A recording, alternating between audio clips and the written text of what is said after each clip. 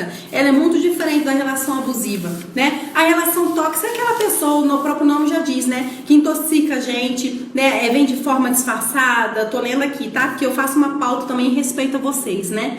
Pra gente poder seguir uma linha aqui também para que nada se perca, tá certo?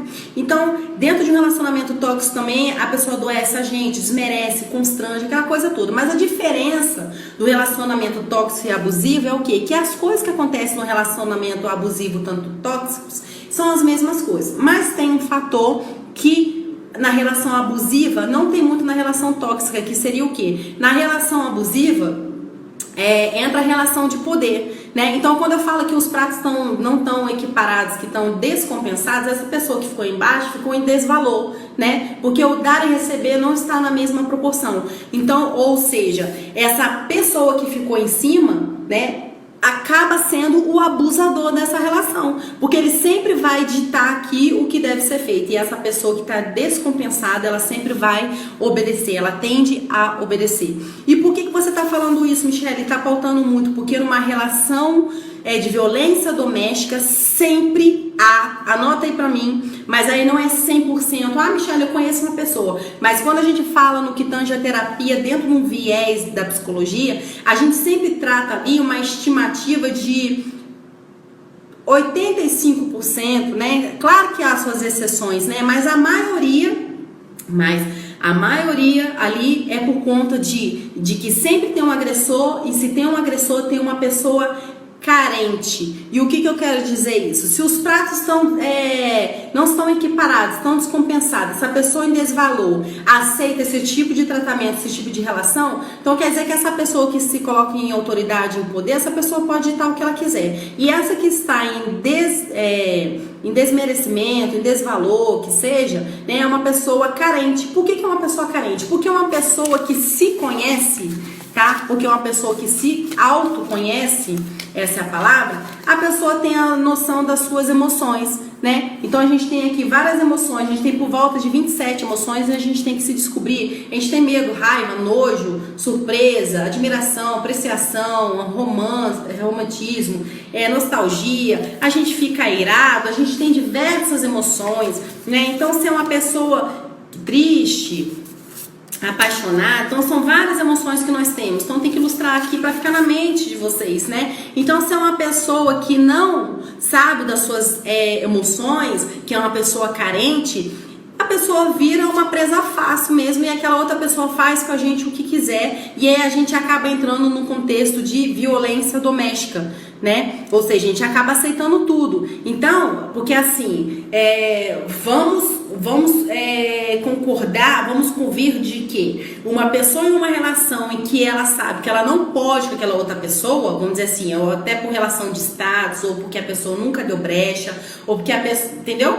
Porque a pessoa nunca se colocou numa relação de carência. Ou seja, se o seu agressor, se aquela pessoa que está relacionando com você, se ela sabe que você é uma pessoa extremamente carente, tá? Ela vai fazer de você de gato e sapato, você pode ter certeza, tá? Vai mandar você calar a boca, a hora vai vir, vai ficar te explorando.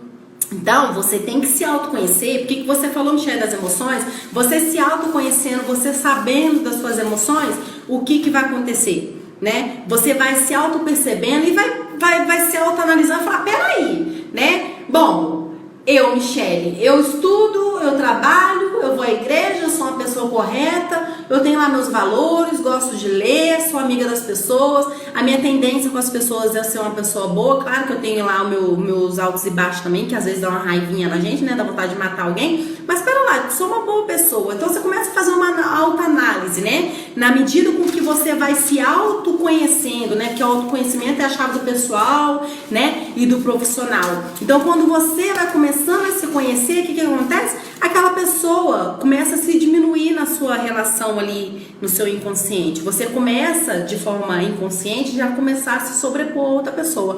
E quando a pessoa vier com agressividade pra cima de você, você vai dar um basta de forma automática.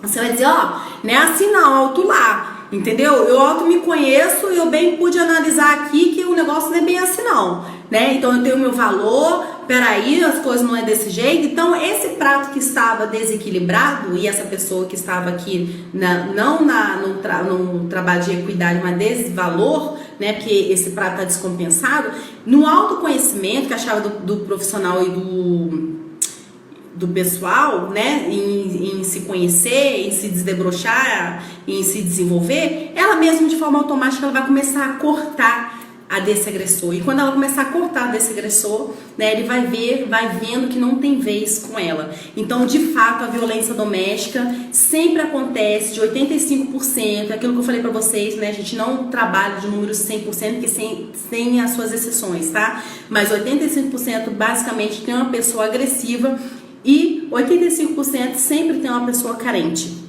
tá? Para poder sobressair uma em cima da outra. E onde que entra a terapia aí? O bacana da terapia porque quando eu disse que não é 100%, que sempre há uma pessoa carente nessa relação do dar e receber e que tá descompensada, e essa pessoa que ficou descompensada na balança aí é o carente. Olá, Alessandro, tudo bem, querido? Olá, Coen, bem? Então, quer dizer, quando você faz uma terapia, você começa a perceber as coisas que acontecem com você de forma inconsciente. E aí você tira do seu inconsciente ali, com trabalhar, com a escuta qualificada de um terapeuta, de um psicólogo, porque veja que a terapia, ela não é o escutar qualquer, né?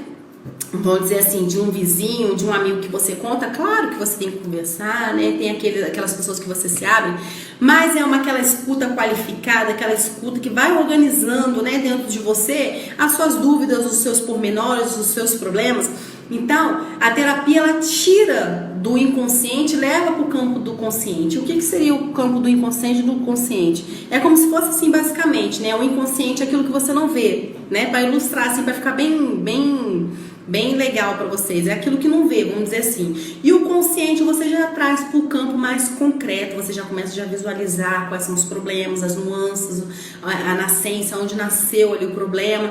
Então, a terapia é isso, é basicamente a ressignificação disso, de que você vai tirar do inconsciente a parte que você não consegue tocar, que você não consegue ver, né? E você leva para o concreto. E uma vez levado para o concreto, que você começa a visualizar de fato o que está acontecendo com você, aí sim, minha irmã, meu irmão, você começa a trabalhar em você e começa a ver de fato o que está acontecendo, até onde você permite, você começa a conseguir visualizar suas emoções, a trabalhar suas emoções, trabalhar autoconhecimento, autoestima,